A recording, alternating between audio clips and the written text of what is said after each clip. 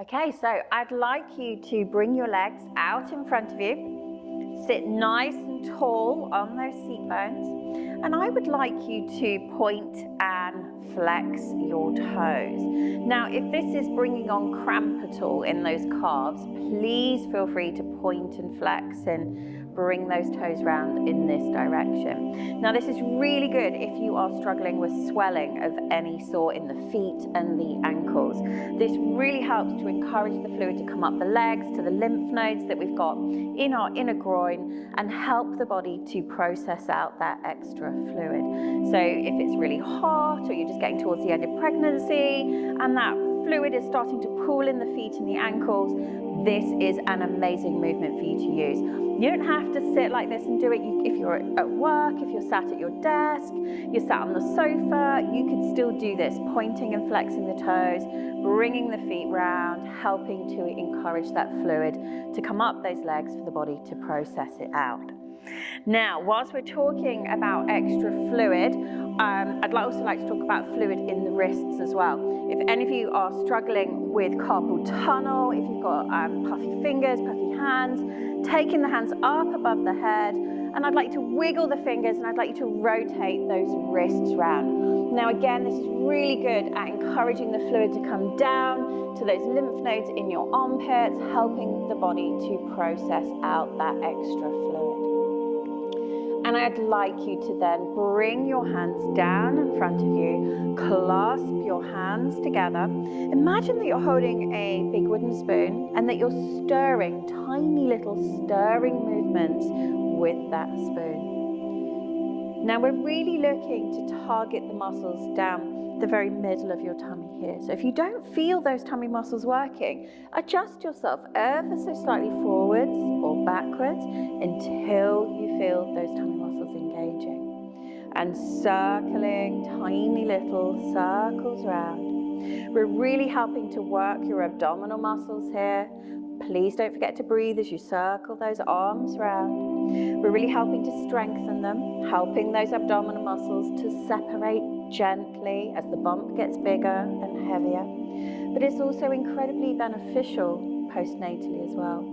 Helping to strengthen the muscles now, we're helping to knit the tummy muscles back together after baby's born. It's not unusual to have a separation in your abdominal muscles after you've had baby of a 2-3 centimeter gap. But working those tummy muscles now really helps to encourage them to bring themselves back together after baby's born. And let those arms come down. Now, I'd like us to come onto our all fours. So keeping the feet and the knees together as much as you can as you transition round. Swing the legs behind you. And I'd like you to bring yourself onto your all fours. Now, when you are on your all fours, I would like you to have nice wide fingers under the shoulders to support the weight of your upper body. And I'd like you to have your knees behind your hips so that we're opening out that pelvic inlet. I want you to keep your back nice and flat. Don't let the back dip down, and keep it nice and strong. And I want you to take a nice big breath in and out and relax your belly down. Just letting the weight of baby gently hang down. As you inhale, I'd like you to arch your back all the way up towards the ceiling, just like an angry cat. Taking your breath right the way up into the shoulder blades, puffing the shoulder blades up. And keeping that tummy relaxed, keeping the tummy soft. Breathing as you stretch up. And as you exhale, slowly bring yourself all the way down to a lovely flat back. Taking a breath in, inhale, arching that back up. Taking those lovely big breaths in and out as you arch your back up. Puffing those shoulder blades up. We're really helping to counter lower backache as your bump pulls you forwards. And as you exhale, slowly all the way down to a lovely flat back. We'll do one more. Inhale, arching the back up. Taking your breath right the way up into the shoulder blades, puffing the shoulder blades up, keeping the tummy muscles relaxed and soft, breathing as you stretch. And as you exhale slowly all the way down to a lovely flat back. Now I'd like for us to go into our rolling cobra. So if you haven't done this one before, let me refresh your memory on how to do it. You inhale, arch your back up towards the ceiling. Exhale, take your bottom down towards the heels. Bring the forearms down onto the mat and scoop your nose, your chin and your bump slowly along the mat. Take it slowly, take it in your own time. The higher up you stay as you come in between those arms, the easier it will be. The closer you come to the mat, the more challenging it will be. So if you're not feeling confident, just stay nice and high. And then when you've built your confidence and you feel ready, come a little closer to the mat if it feels comfortable. So inhale, arch the back up. Exhale, bottom down to the heels, forearms down to the mat. And scooping your nose, your chin and your bump slowly along the mat. This is an amazing movement if you are struggling with backache at all. This movement is really good for helping to encourage the spinal fluid to flow, really helping to cushion your spine, helping to alleviate backache, but helping to prevent backache as well. Really good at helping to release your hip flexors.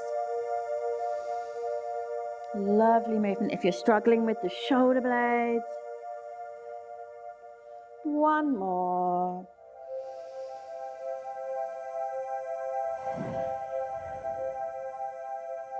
And when you're ready, bring your bottom down to your heels.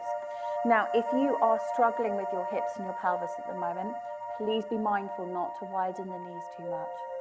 Only widen the knees as much as you need to accommodate the bump. When you are ready, if you are most comfortable with the hands closer to the body, keep the hands about here. You can rest your forehead onto the palms. If you're struggling with heartburn at all, you could always stack your fists on top of each other and keep the head a little bit higher by resting your forehead onto your fists. If you would like a deeper stretch, you can walk those hands all the way forwards out in front of you, anchoring those fingertips into the mat and bringing your forehead down onto the mat. And just breathing in your own time. Relaxing, releasing into the stretch.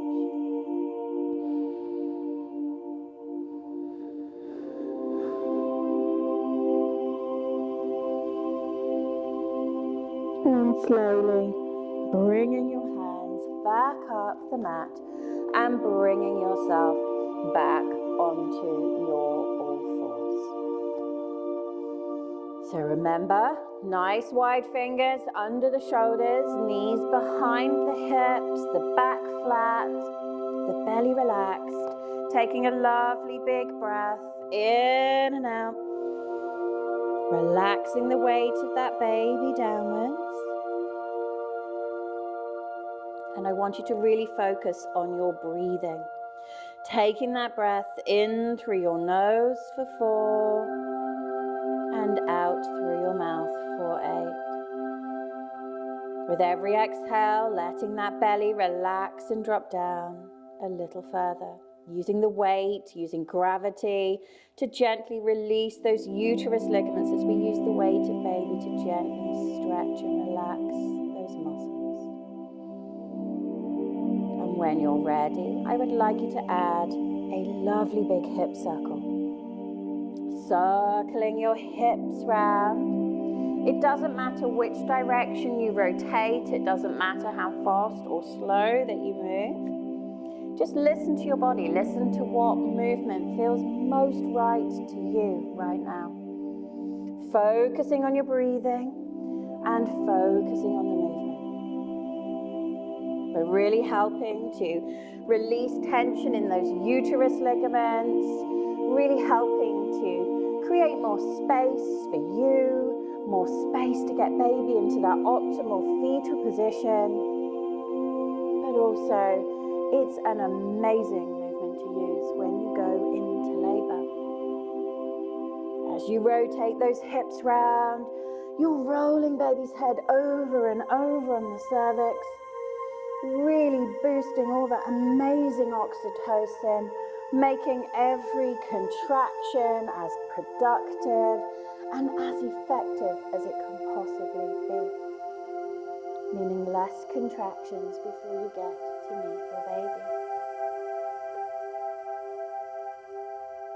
And bringing yourself slowly back up onto your all fours.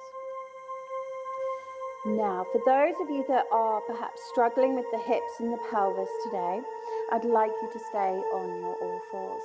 And I would like you to rock slowly backwards and forwards. Those of you that are not struggling with the hips and the pelvis, I would like you to bring your left foot alongside your left hand. Now this is a big lunge. If this doesn't feel comfortable, please don't stay here. If you want to adjust the lunge, bring your foot back towards your other knee and shorten the stretch until you do feel comfortable. And when you're ready, I would like you to rock slowly all the way forward and slowly all the way back. Slow and steady with this movement, only as far as feels comfortable. Just bringing the knee in line with the toes, don't overextend past the toes, and rocking slowly back. Really helping to lengthen, stretch, tone those muscles in the tops of your legs into the bottom and your lower back.